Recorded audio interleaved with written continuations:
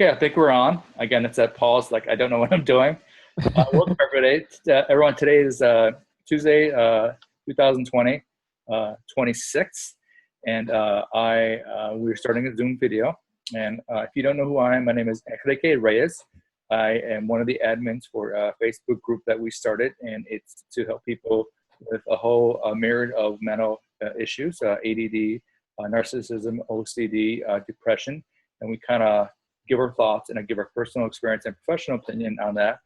We just beginning a series of talks on little quick things or just long discussions that I think are very important to people out there to get practical applications and basically the truth to the matter of some of these issues.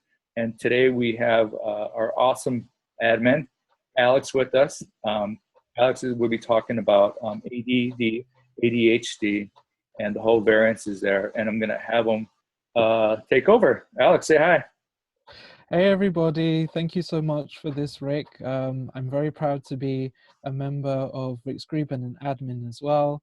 And Enrique and I have many things in common. And one of them is that we've both been diagnosed with ADHD. I think in Rick's case, he refers to it more as ADD. So I'll just go over a quick definition. ADHD stands for Attention Deficit Hyperactive Disorder. And if you have ADD, it means that the hyperactivity, you may have some symptoms of it, but it's not as extreme as somebody who's diagnosed with ADHD. So you're more inattentive and you have issues with concentration. And then if you're ADHD, you have those plus the hyperactivity.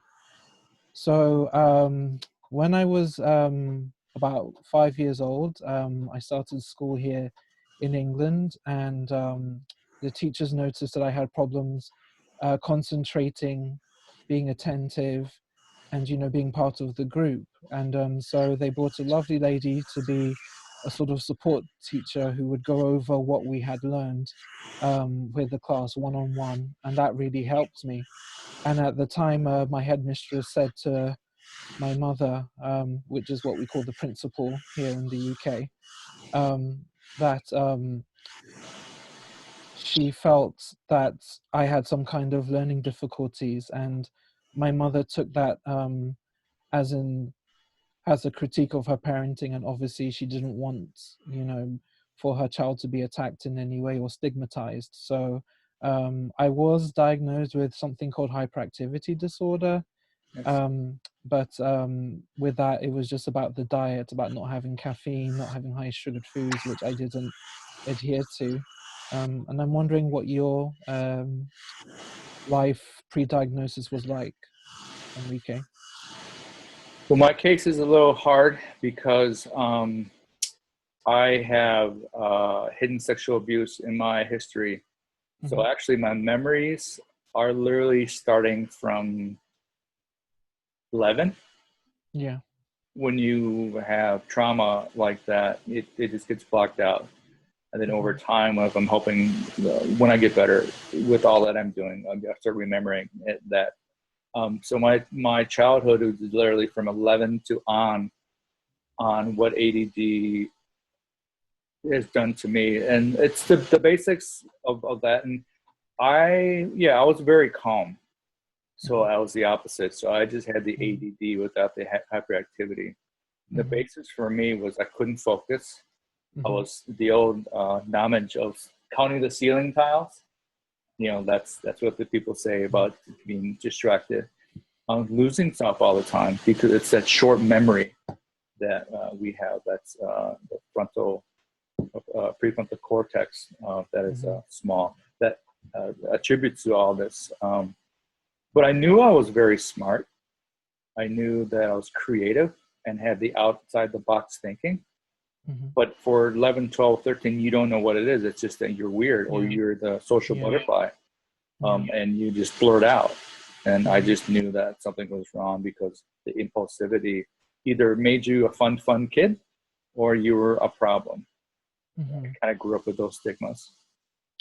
Yeah, well, I mean, in my case, I was the only child for 6 years, and it was a very good time for my family. My father was a publisher of his own magazine, so we traveled all over the world.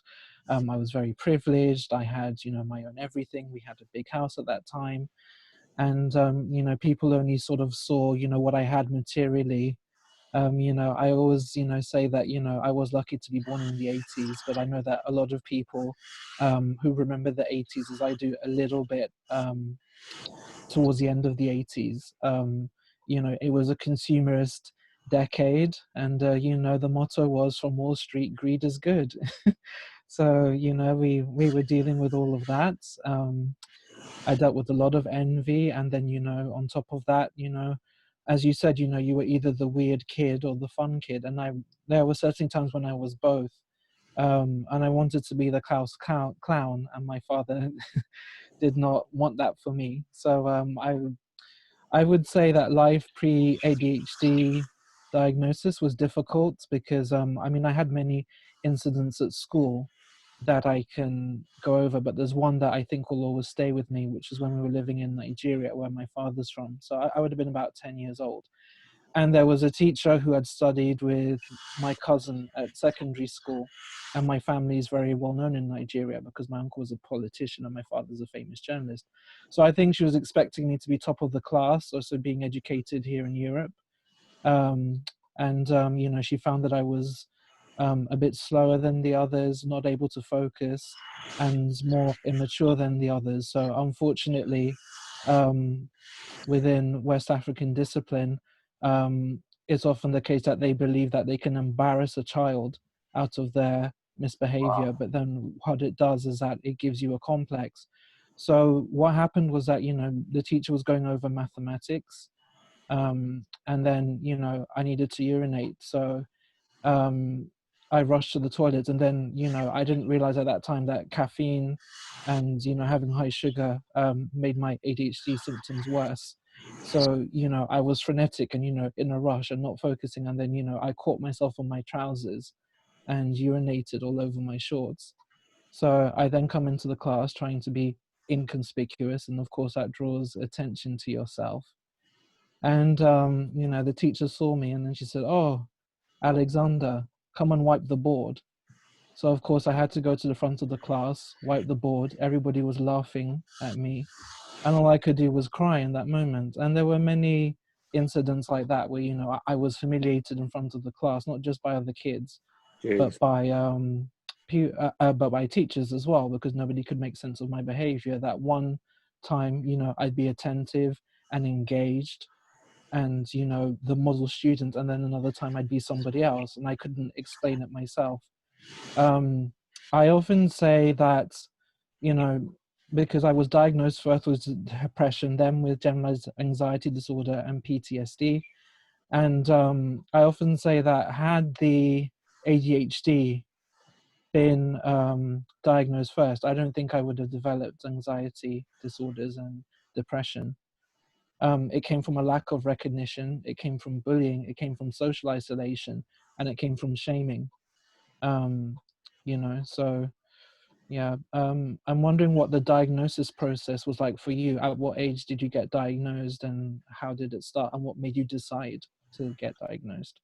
Oh, wow. I got diagnosed as an adult. So I got diagnosed in 1996, Hmm. and that was after leaving Chicago and coming here. And I believe that was 2026.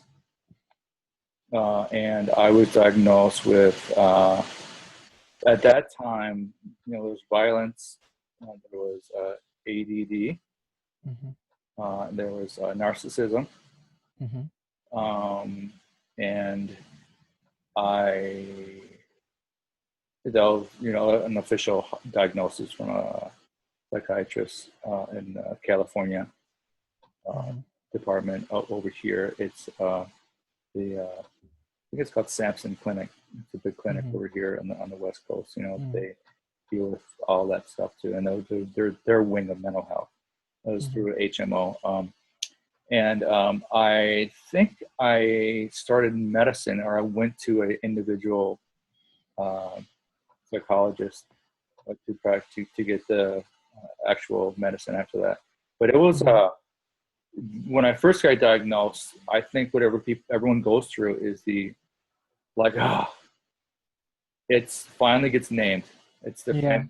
oh my God, I'm not just stupid. Yes. For my whole life I Yes. was an idiot. Yeah. I unfortunately kept that with me for a long time, my whole life actually.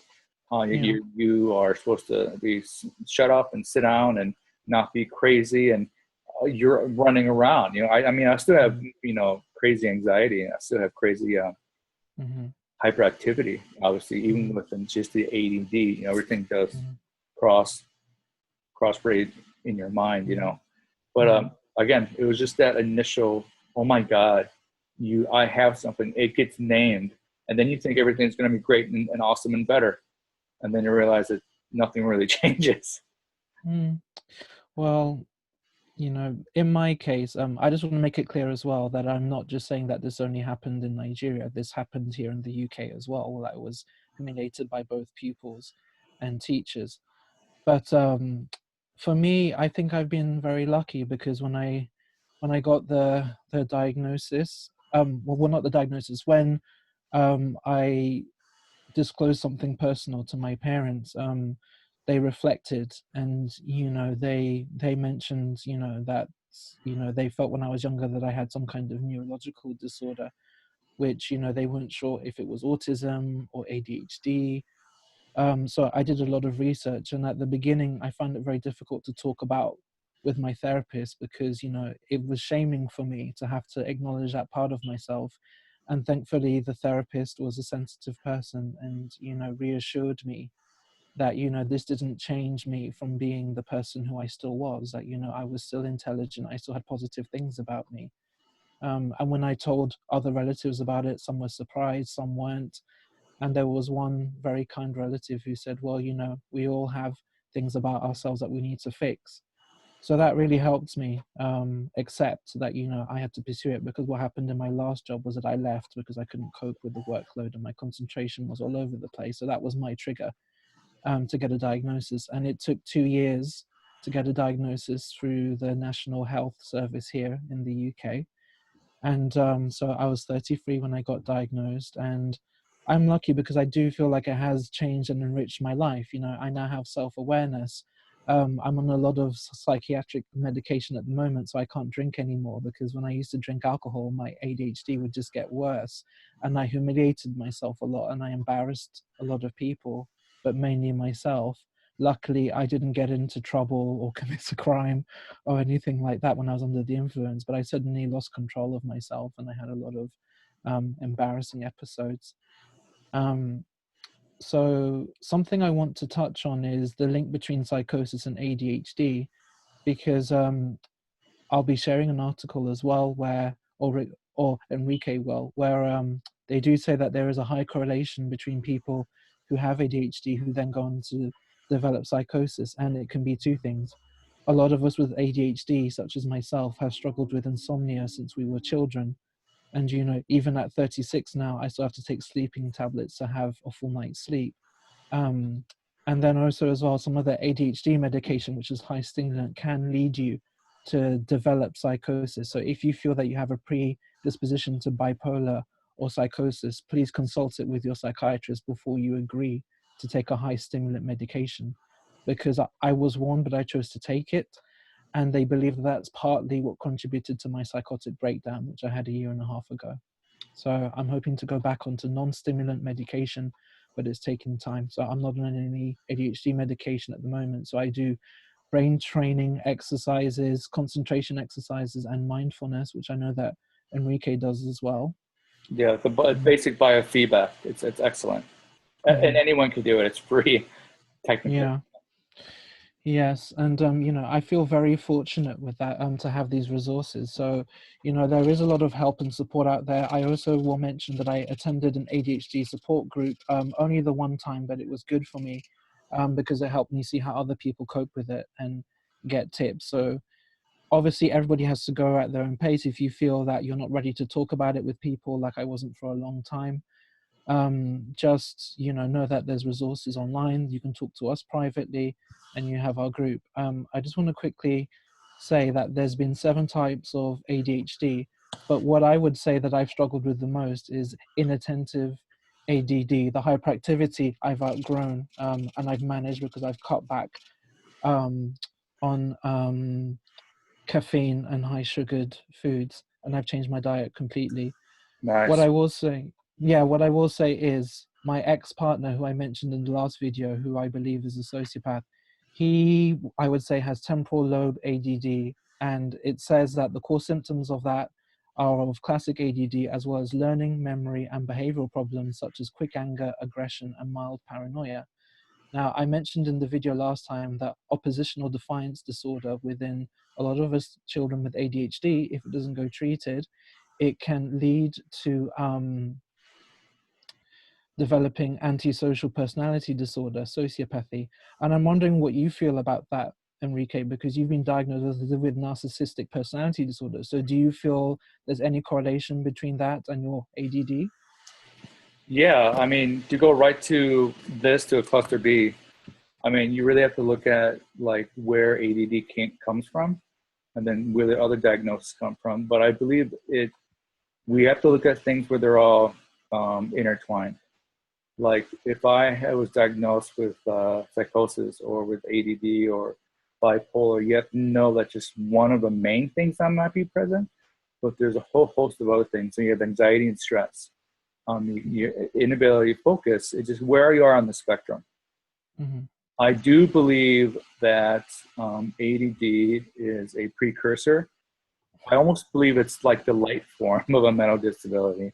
The Mm-hmm. heavy ones are also, you have, again, it's psychotic, Mm-hmm. and then you have your narcissism and malignant Mm-hmm. narcissism being horrible, you know, Mm-hmm. um, and it can all lead, I believe, to that path because they all share similar things. And when you look on the neuron level, when we do neural imaging, when they do scans, Mm-hmm. MRIs, everything shows that you have not a decreased brain mass and Mm-hmm. not an increase or decrease in greater white matter. You're looking Mm-hmm. at a smaller, again, not overall smaller brain. It's a smaller portion of the brain. And you're really looking at the left temporal lobe, the two other main parts, left centrosuchus and I forgot the third one. But it's all dealing with the main factors of the brain that deal with dopamine. Yes. It's basically Yes. when they do the neural imaging, Mm-hmm. it's the inactivity of it that they Mm-hmm. see, and then from there they can actually make a proper diagnosis for ADD. Mm-hmm. And You have a deficiency in the brain. It's Mm-hmm. kind of like an abnormal brain. You can Mm-hmm. see the parallelisms of the other diagnoses fall in line because it's of the same aspect of a lower, too high dopamine level can cause all these issues. Mm-hmm. Yeah. Yes, and that's another thing I wanted to quickly touch on. A lack of dopamine within our brains, they've said they feel is a reason why a lot of people with ADHD form addictions to substances and begin abusing substances because it raises the dopamine within your brain. So that would make a lot of sense of what I've seen over the years. Um, and yeah, so I just want to close with my experience. So as I said, I believe that last partner of mine has temporal lobe ADHD because he was really inattentive. He couldn't concentrate. He'd shave his face and then he'd forget part of his to shave part of his face, and he would also be angry when I would try to call him up on the fact that he was trying to launch his business and he wasn't concentrating and he was making mistakes and he was mis-selling to customers. And when I would try and confront him with that behavior, then his anger came out and he became emotionally abusive. So eventually it just became a cycle of whenever I tried to be constructive, any criticism, which I now understand, you've helped me learn that for narcissists and sociopaths, any criticism just invokes rage. And I now understand where that's coming from because it comes from self-loathing and denial and maybe other forms of shame that he carries from having temporal lobe ADHD, as I was shamed myself, but I reacted in a different way. And so then, that happens. Then, I don't have a relationship for a couple of years. I date people, but, it doesn't quite work out. But I stay friends with most of them. There's no horror stories. And then now I have a new relationship. And when I was explaining to my partner that I have ADHD, I gave him the diagnosis on it. And then he looks up at me and smiles and says, I think I have it too. So it's amazing how it's gone full circle for me, that in the last relationship, I was abused for handling it well myself and for wanting to help him handle it better. And now I have somebody that, loves me for it, and, has brought us so much closer together, and, is now looking to treat it himself. And that's the thing I've learned from the last relationship. I was controlling too much. I was trying for him to treat it in his way, whereas now I've learned to take a step back and let my partner treat it in his own way. And I've given him my experience, and I've said what works for me, because I don't know what will work for him. I'm not a doctor. I don't know how the drugs may affect him. They may affect him differently to how they affected me. So I just feel very happy now to have ADHD. I wear it as a badge of honor. It's helped me connect with so many great people like yourself. And who would have known that my source of shame for years, for the majority of my life, has now become this asset.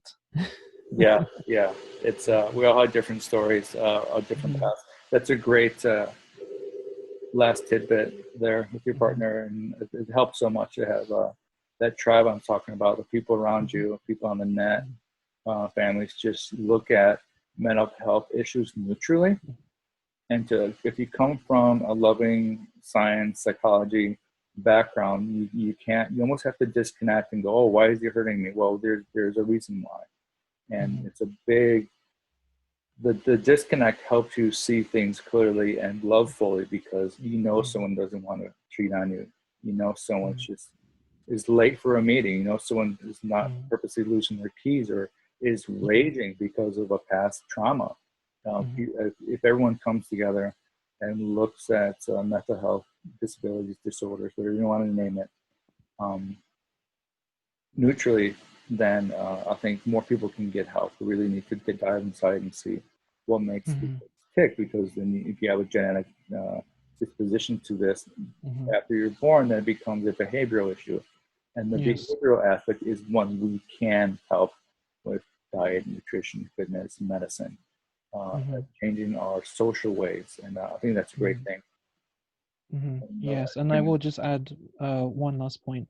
Oppositional defiance disorder, I had myself. I used to argue with teachers. I used to be disrespectful. And thankfully, I had teachers who disciplined me out of it. And I had parents as well who disciplined me when I would come home. And then I didn't have narcissistic anger myself, because obviously I had this shame within me and I would self-project. So my younger brother, unfortunately, was a casualty of that a lot. But as I said, I was disciplined. So that's why by the time I met my last partner, I hadn't developed sociopathy as he had. So it's just about being conscious, and parents have a responsibility, as well as the child who later becomes an adult, but also the teachers do as well. So I hope that this helps. That is true, Alex. There's so much baggage, I would say, that's there that has to be looked at, in order to get to a place where we're healthy mentally. Maybe the next video we can talk about, I'd love to continue this as a series, because there's so much information out there. There's so much new information, especially with the asset of, computers and imaging and what they're relating to it on the geneticist level to actual application for cure. It would be nice to get basic, I'd say, cures or fixes to lessen the degree of ADD out there and see what's worked for us. And of course, namely, human touch, support, diet, nutrition. I live a life that doesn't have any alcohol and drugs, but see what works for any individual and try them and see how he goes. And that's actually basically what my hypothesis was originally first to help with ADD, because I wanted to get rid of the negative aspects, but how do I keep the positive, the creativity, the funniness, the impulsivity, but controlled, and the out-of-the-box thinking. What do you think? Yes, I agree. And I would also add to that list, a lot of people have said to me that I have a fantastic capacity for empathy. And although we have said that, you know, ODD can lead to sociopathy. There's many people with ADHD that I've encountered who are more compassionate and empathetic because of what they've gone through, especially those who are long undiagnosed and unrecognized. And even those who were diagnosed early, you know, it doesn't ensure an easy life. Life is still life. So, you know, there are positive assets, and thank you for reminding us of that, Enrique, that there are positive assets to having ADHD as well. You just need to learn how to manage it. Yeah, always change the narrative, you know, don't look at it as a negative. See what's positive and go through there. Even that small thought process will change in the neural aspect, it will change the neurons and the pathway of starting neuroplasticity to get better. But to the next video. Yes. Great talk, Alex. Thank you for bringing the time Likewise. to bring the material and kind of get hands down. This is our lockdown Zoom meeting. Yeah. You on what people talk about all the time, and we have two people actually have had it their whole lives and will have it their whole lives. And it's nice to get the information out there. So we look for our next video continuation, and it'll be on the board. So again, the Facebook group is a narcissist and a neuropsychologist walking the bar, and it is a free but private self-help group. And I'll be seeing you next time. Alex, stay right Bye, there. everybody. Okay. Okay, great.